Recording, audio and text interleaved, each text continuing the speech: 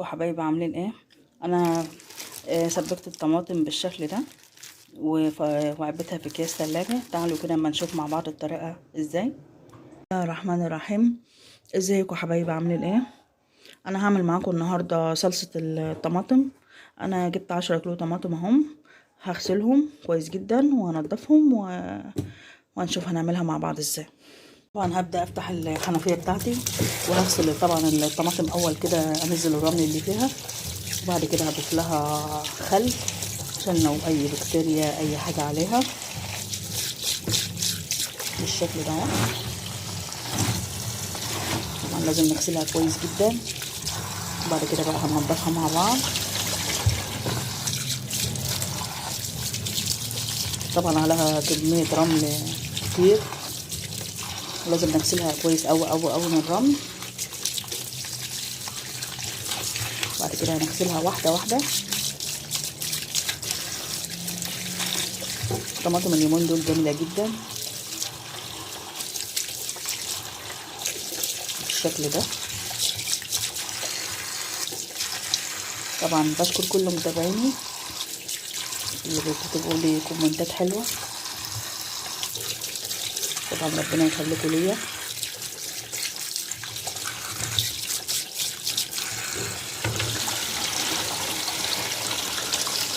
بالشكل ده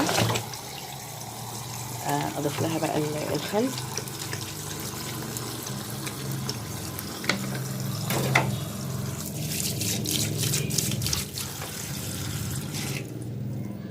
طبعا هبدأ كده واحدة واحدة بالشكل ده. اشيل الجزء اللي فوق ده واسيبها سليمة زي ما هي كده بالشكل ده.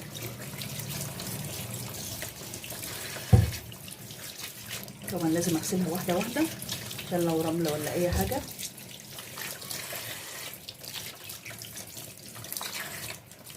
بالشكل ده اهو. اتمنى اكون موضحه لكم كل حاجة بالكاميرا.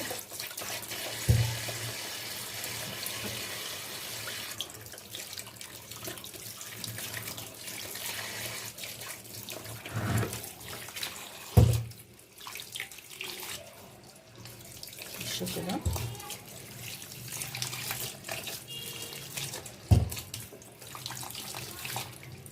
طبعا انا هكمل الباقي عشان ما اطولش عليكم الفيديو وارجع لكم تاني بالشكل ده.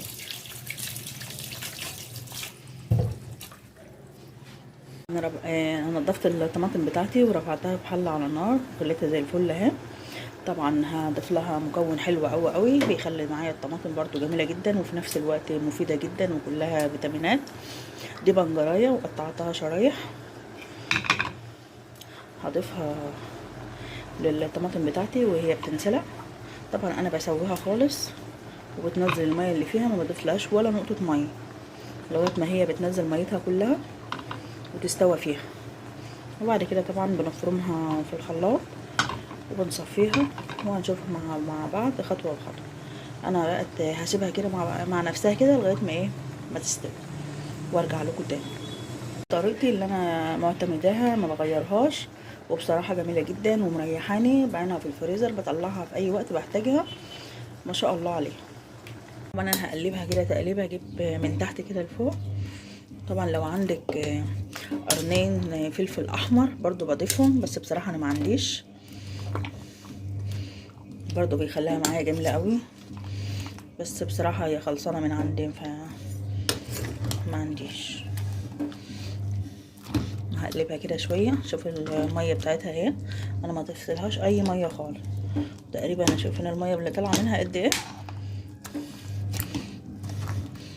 طبعا انا هسيبها لما تستوي خالص، لان طبعا ما كنتش هولع عليها تاني ولا حاجه. لما تستوي خالص هفرمها في الخلاط وهعبيها في الاكياس بتاعتي وعين بالشكل ده.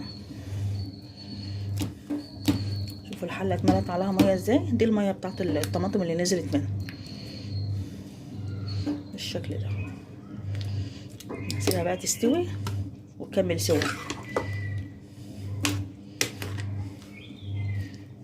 كده الطماطم بتاعتي استوت اهي، هطفي عليها واسيبها تبرد، وبعد كده نفرمها مع بعض في الخلاط.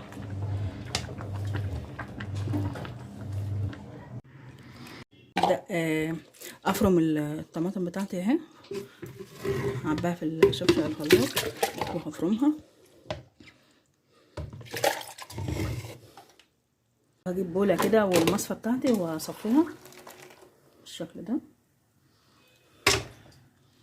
ان شاء الله هيعملوا لي كمية حلوة بالشكل ده.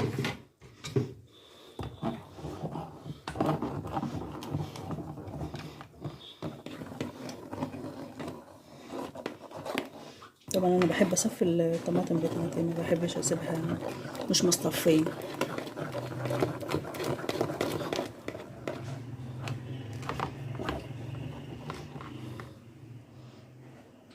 انا عصرت الطماطم بتاعتي وصفتها، ودي الكميه اللي طلعت لي من ال10 كيلو طماطم. هعبيهم في اكياس وهوريهم لكم. كميه الطماطم اللي انا عملتها من 10 كيلو طماطم هعبيهم في اكياس تلاجة وهرجع لكم. الكميه اللي انا عملتها عبيتها في اكياس التلاجة بالشكل ده. طبعا كده هي جاهزه معايا ومستبكه كويس جدا.